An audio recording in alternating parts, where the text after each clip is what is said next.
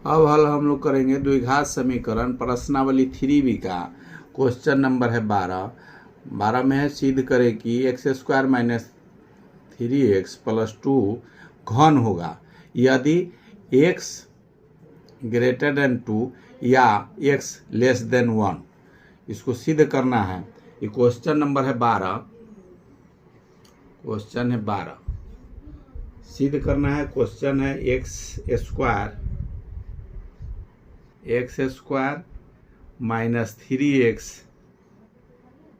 Plus 2 घन है, positive है।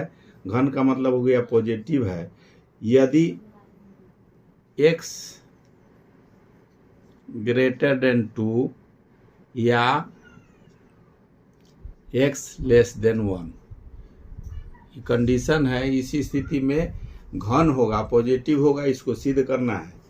जिस तरह से अब तो घन के लिए अगर घन मान के चलते हैं तो घन के लिए जो समीकरण है घन मान के लिए होगा। घन अगर है तो घन के लिए होगा x² minus 3x plus 2 greater than 0।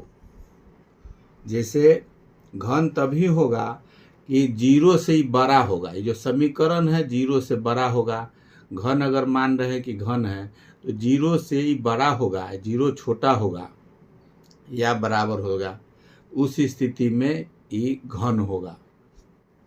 अब इसको हम लोग हल करेंगे जैसे गुणनखंड विधि से या दोनों विधि से। जो द्विघात समीकरण निकालते हैं इसको निकालना है तो गुणनखंड विधि से अगर इसको निकालते हैं तो ये हो जाएगा x² minus 2x minus x plus 2 greater than 0। अब इसमें इसको दो खंड कर दिए, इसको जोड़ेंगे, ये दोनों गुना करेंगे तो 2x² हो जाएगा। दोनों जोड़ने पर 3x होगा। जैसे गुणनखंड निकालते हैं उसे गुणनखंड निकालना है। इसमें या कॉमन इसमें ले लेंगे, दोनों में है x कॉमन ले लेंगे, x बच जाएगा, यहाँ स्क्वायर हो जाएगा x² माइनस 2। अब इसमें दोनों में कॉमन लेना है तो एक a1 कॉमन ले लेंगे, ये हो जाएगा x, ये प्लस है तो माइनस माइनस प्लस होगा 2 ग्रेटर देन 0। अब इसको दोनों कॉमन जो लिए हैं उसको एक जगह करते हैं तो x माइनस 1, दूसरा होता है x माइनस 2 ग्रेटर देन 0। अब इसको बराबर मान के, में 0 और बराबर दोनों है, बराबर मान के, ग्रेटर देन है, पॉजिटिव है इसलिए ग्रेटर देन इसको 0 किए हैं। अब इसको बराबर मान के अगर इसको मान जैसे निकालते हैं, मूल निकालते हैं तो x माइनस 1 है अगर बराबर अगर 0 तो x बराबर हो जाएगा 1 और दूसरा है x माइनस 2 बराबर 0 तो x बराबर हो जाएगा 2। ये दोनों का मान निकल गया। x का मान निकला 1 और x का मान निकला 2। अब इसमें साबित करना है कि x जो है घन है, जो इसमें मान है x जो मान है ये घन है। अब घन है उसके लिए हम लोग को एक ग्राफ विधि से इसको देख सकते हैं जी घन है कि नहीं। उसको प्रूफ करने के लिए ग्राफ विधि से हम लोग जानते हैं इनक्वलिटीज एगो होता है, कॉन्सेप्ट है 11th क्लास का। उसमें होता है जैसे रेखा है, लाइन रेखा है, एक नंबर का रेखा है जिसमें हम लोग जानते हैं कि नेचर नंबर 0 और इधर जो साइड में होगा, राइट साइड में होगा वो इन्फिनिटी तक जाएगा प्लस में, और 0 से इस तरफ जो जाता है लेफ्ट साइड में वो माइनस में आता है इन्फिनिटी तक। इसी में नंबरिंग रहता है। 0 के बाद 1 2 3 इसी तरह से नंबर रहेगा। इसमें भी इधर 0 के इस तरफ भी नंबर रहता है, ये नंबर रहता है माइनस में 1 2 3, 1 2 3 इस तरह से इधर जो रहेगा वो माइनस में रहता है, प्लस में रहता है। ये पूर्ण संख्या में हम लोग इस तरह से बनाते हैं। लेकिन इसमें जो संख्या जो आया, संख्या 2 गो आ गया, x बराबर आया 2 और एक माना है x बराबर 1, 2 को माना है तो 1 है, दोनों प्लस है। जब प्लस है यहाँ पॉइंट बनेगा 1 और x बराबर 2 है, एक यहाँ मान बनता है। तो जब 2 गो पार्ट, जैसे संख्या रेखा पर नेचर नंबर पर अगर 3 पार्ट बन जाए, जैसे एक पार्ट बन गया इस तरफ जो माइनस का है, यहाँ तक माइनस है उसके बाद प्लस है, और दूसरा पार्ट यहाँ बना जो ये प्लस में है। अगर 3 पार्ट बनता है तो पहला पार्ट, शुरू वाला पार्ट पॉजिटिव होगा और बाद वाला भी पॉजिटिव होगा, बीच वाला जो भी मान निकलेगा वो निगेटिव निकलेगा। निगेटिव होता है तीसरा पार्ट में। अब 3 पार्ट हो गया। अब इस संख्या जो हम निकाले हैं, 1 का मान निकाले हैं, एक ई मान निकला है, 2 को मान निकला है।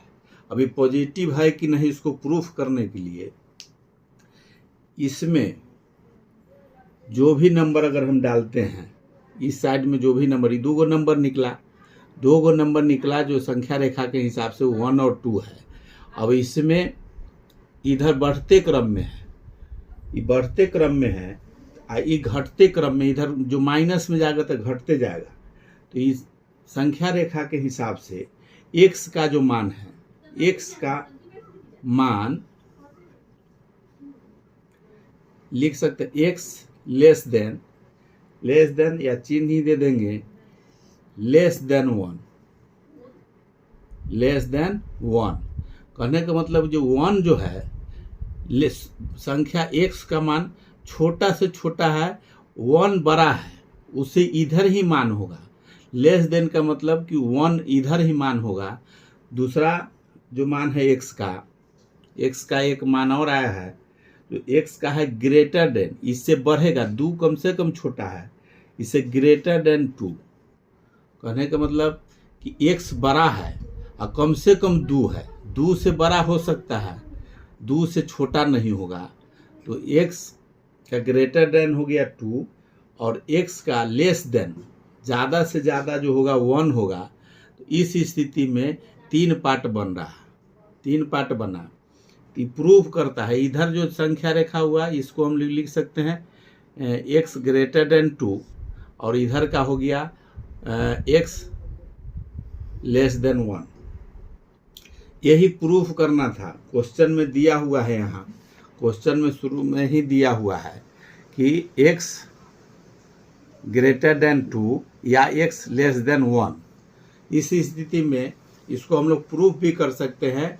इसमें जो भी मान रखेंगे, जो समीकरण में x का वैल्यू जो भी मान रखेंगे, अगर 1 से लेकर अगर माइनस तक की कोई भी मान रखेंगे उसका पॉजिटिव आएगा, या 2 से अधिक कोई भी रखेंगे तो पॉजिटिव आएगा, और 1 और 2 के बीच में जो भी आएगा तो उसका मान निगेटिव आएगा। प्रूफ करने के लिए ये दोनों संख्या आरेख ये जो रेखा है, लाइन नेचर नंबर लाइन जो है, ये प्रूव हो रहा है। जो क्वेश्चन में दे रहा है उसके हिसाब से प्रूव्ड हो रहा है। लेकिन जांचने के लिए नंबर इसी के बीच में का नंबर अगर हम लोग रखते हैं या इसमें का रखें, जैसे 2 नंबर ले सकते हैं, एक पॉजिटिव अगर लेके चलते हैं, समीकरण है x² - 3x + 2। अगर इसमें कोई भी x का मान अगर 2 से अधिक कोई भी रखना है तो 2 से अधिक 3, 4 कुछ भी रख सकते हैं। अगर 4 रखें, x का मान अगर 4 रख लेते हैं तो 4 का स्क्वायर - 3 × 4 + 2। अभी 4 चौके 16 -4 × 12 + 2। इसको जब जोड़ेंगे दोनों के तो 16 × 2 = 18 -12 बराबर आ गया 12 × 6 = 18, 6। ये पॉजिटिव है। कहने का मतलब कि 2 से बड़ा कोई भी संख्या रखेंगे तो मान इस समीकरण का पॉजिटिव आएगा, या 1 से कम जो भी रखेंगे उसमें मान भी पॉजिटिव आएगा। अब इसको बीच का भी मान एक चेक कर ले सकते हैं। अगर बीच का मान कोई भी रखें, इसमें बीच का मान जैसे 1 है, x का मान अगर इसका x बराबर 1/2 या 1/5 अगर रखते हैं, कोई भी मान बीच का अगर रखेंगे, 1 है इसके बीच में 1 2 1 3 कुछ भी कर सकते हैं पॉइंट में। अगर बीच का ही मान रखे तो 1.5 अगर रखते हैं x का मान, तो समीकरण के हिसाब से हो जाएगा एक्स स्क्वायर की जगह पर 1.5 का स्क्वायर -3 गुने 1.5 प्लस 2। अब इसको गुना करेंगे तो 15 15 है 225, और 2 पॉइंट के बाद पॉइंट हो जाएगा -1.5 है, तो 3 में 1.5 से करेंगे तो 4.5 और प्लस 2, ये दोनों को जोड़ देंगे प्लस में है तो 4 2 और 2 4.25 माइनस 4.50, पॉइंट के बाद 5 है, इसका मतलब कि 50 है, तो 4.50 हो गया। अब इसमें से 4.50 में से 25 ही छोटा है, प्लस जो है 4.25 है, माइनस है 4.50, इसका मतलब बड़ा में से छोटा को घटाएंगे तो माइनस में बच जाएगा -0.25। कहने का मतलब कि इस 1 और 2 के बीच में अगर कोई मान रखते हैं तो उसका निगेटिव मान आएगा, और 1 से कम या 2 से ज़्यादा कोई भी मान रखते हैं इस समीकरण में तो प्लस आता है। और वही संख्या रेखा के हिसाब से इनक्वलिटीज जो कॉन्सेप्ट है, जो 11th में पढ़ना है, उसके हिसाब से अगर संख्या रेखा में 3 पार्ट बनता है तो पहला पार्ट और लास्ट वाला पार्ट पॉजिटिव होता है। जैसे इसमें 2 पार्ट बन गया, 1 और 2 किए, 3 पार्ट बना, ये पॉजिटिव इसमें भी आ रहा है, इधर भी प्लस आ रहा है, घन आ रहा है, और बीच वाला रखते हैं तो माइनस होता है। यही प्रूव करना था कि x <1 और x <2 पॉजिटिव होगा।